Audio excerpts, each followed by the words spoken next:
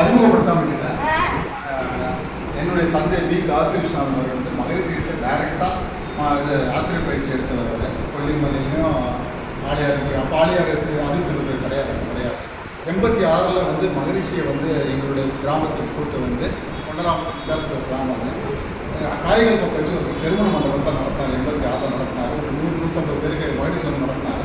நடத்திட்டு மகரிஷி எங்களுடைய வீட்டுக்கு வந்து உணவு அருந்திவிட்டு மகரிஷி வந்து பொள்ளாச்சிக்கு அப்போ தான் அந்த இடம் அங்கே போகிறாங்க. அந்த ஆலியாரத்தை 60 வாங்கிறதுக்கு போகிறாங்க.